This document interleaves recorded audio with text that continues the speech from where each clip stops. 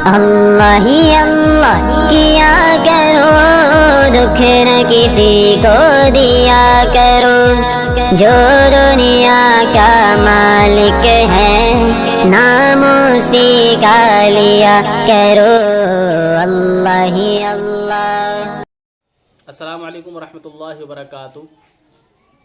आज हम बताएंगे बराए मालदारी और गनी होने के लिए, यानी जो शख्स चाहता है कि मेरे पास माल आए, जो शख्स चाहता है मेरी तंगी ख़त्म हो जाए, आज उसका वजीफ़ा, उसका तावीज़ हम आपको देने वाले हैं। और इस तावीज़ को आप बिल्कुल आसान तरीक़े से ख़ुद बना सकते हैं। ऐसी कोई बात नहीं है कि पढ़ा लिखा आदमी जो पढ़ा लिखा हो वही बनाए, ऐसी कोई बात नहीं है, बल्कि आप ख़ुद बिल्कुल आसान तरीक़े से बना सकते हैं। इसको मैं आपको बताऊंगा किस तरीके से बनाना है, और ये भी बताऊंगा कि इसको इस्तेमाल कैसे करना है, ठीक है।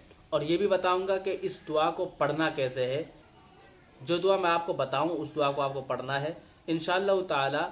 और ये दुआ आपको जुमा के दिन 70 मरतबा पढ़ें, जुमा के दिन 70 मरतबा पढ़ें इंशाअल्लाह ताला।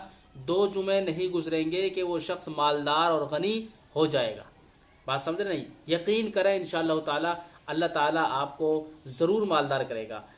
ये दुआ पढ़ें, अल्लाहुम्मा कफ़िनी बिहलालिका अन हरामिका व अगनिनी बिफज़लिका अम्मन सिवाक। ये दुआ आप पढ़ेंगे, यानी 70 मरतबा आप पढ़ें जुमा के दिन, ठीक है। हर जुमे को आपको पढ़नी है, किसी भी टाइम पढ़ें, चाहे नमाज के बाद पढ़ें, नमाज से पहले पढ़ें, कभी भी किसी वक्त भी जब आपका सलीका लग जाए, जब आप इस दुआ को पढ़ें। एक बात याद रखें, इस दुआ से पहले और आखिर में दरूद शरीफ ज़रूर पढ़ लें, यानी दुआ पढ़ने से पहले एक मरतबा दरूद शरीफ पढ़ लें और फिर 70 मरतबा ये दुआ पढ़ें। उसके बाद जब दुआ पूरी हो जाए, मुकम्मल हो जाए, उसके बाद फिर दरूद शरीफ पढ़ें, ठीक है। अब मैं आपको बताता हूँ इसके लिए नक्श कैसे बनाना है, यानी मालदारी का नक्श कैसे बनाना है। और इसी तरीके से बहुत से लोग ऐसे होते हैं कि उनका काम धंधा नहीं लगता, परेशान रहते हैं रात दिन, ठीक है। और वो कहीं जाते हैं काम करने के लिए तो वो काम छूट जाता है, और फिर वो उनके शक बार बार यही जाता है कि यार पता नहीं किसी ने कुछ करा तो नहीं दिया, मेरा काम नहीं लग रहा है, या कोई किसी ने जादू तो नहीं करा दिया। मैं आज इसके बारे में मुकम्मल डिटेल से बताऊंगा कि अगर किसी को कोई काम नहीं लग रहा है, कोई नौकरी नहीं लग रही है, रोज़गार नहीं मिलता, तो उसके लिए आपको क्या करना पड़ेगा। देखिए, अगर कोई शख्स बेकार है और रोज़गार नहीं मिलता, तो आप ये नक्श, यानी एक नक्श बनाऊंगा मैं आपके सामने, आप उसको देखेंगे, ठीक है। ये जो नक्श किताब में लिखा हुआ है, इसको नक्श को मैं आपको इसमें कोरे कागज़ में, यानी वाइट कलर के कागज़ में आपको लिख कर बताऊँगा। इसी तरीके से आपको लिखना है। और मैंने आपको बता दिया था कि वाइट कलर का पेपर लेना है, और इसी तरीके से ये जो पेन है, येलो पेन जो है, यानी पीला पेन जिसे कहते हैं, यही पेन आपको लेना है। ऐसा नहीं है किसी भी पेन से उठाया और उसको टाइप करने लग गए। किसी और पेन से आपको कुछ नहीं करना, बस सिर्फ ये पेन होना चाहिए नक्श तावीज़ के लिए, ठीक है। चलो मैं इस नक्श को आपको बताता हूँ किस तरीके से आपको बनाना है। सबसे पहले आपको कोरा कागज़ ले लेना है, उसके बाद आप यहाँ पर लाइन बनाएंगे।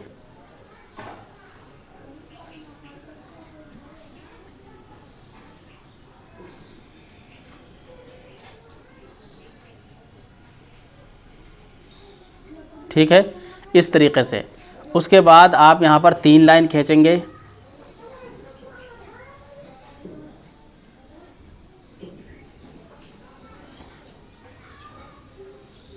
तीन लाइन इस तरीके से खींचेंगे। उसके बाद यहाँ पर 3 लाइन बीच में खींचेंगे,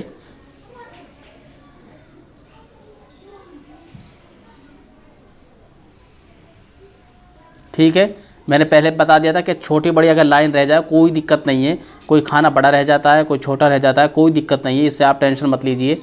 लेकिन इसके अंदर जो टाइप होगा, जो भी लिखा जाएगा, उसके ऊपर ध्यान दीजिए क्या लिखा जाएगा।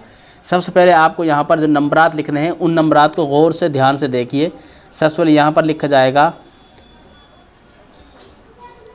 159 ठीक है। मैं हिंदी में बना रहा हूँ, जिस टाइप में आप जैसे भी आप लिखना जानते हैं इसी तरीके से आप लिखें, कोई दिक्कत नहीं है। उसके बाद आप यहाँ पर लिखेंगे 180 174, 183, यहाँ लिखेंगे 182,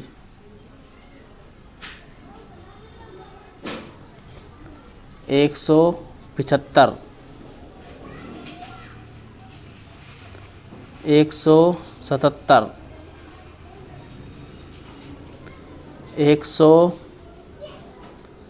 172, 179, 170, 184,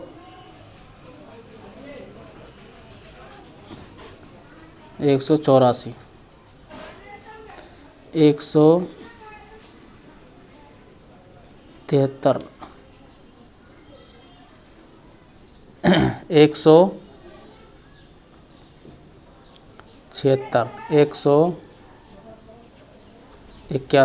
171,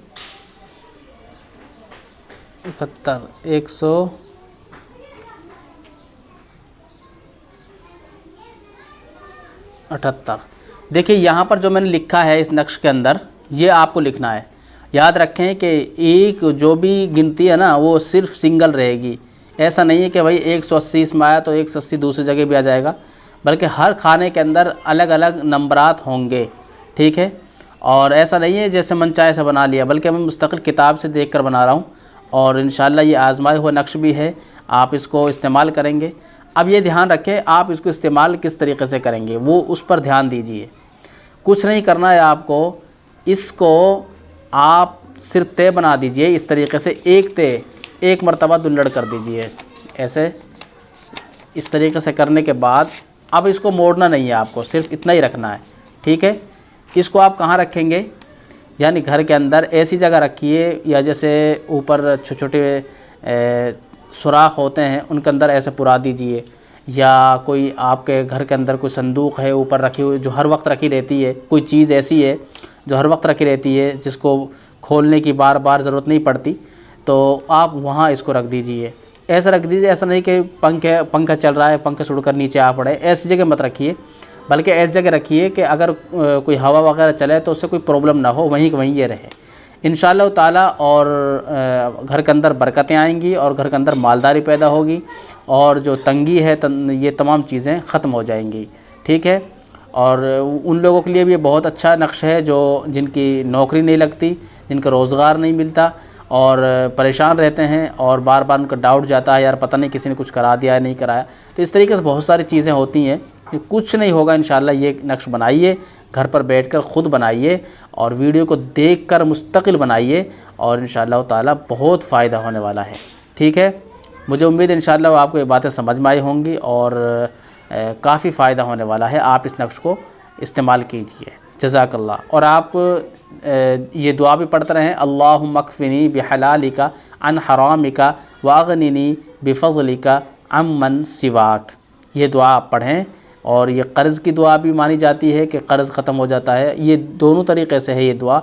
अगर आपके पास कर्ज़ है जब भी इसको पढ़ सकते हैं, घर के अंदर तंग दस्ती आ रही है और घर के अंदर आप मालदार होना चाहते हैं तो आप इस दुआ को पढ़ सकते हैं। क्योंकि जब आदमी की कर्ज़ ख़त्म हो जाता है तो यही समझो कि वो मालदार है।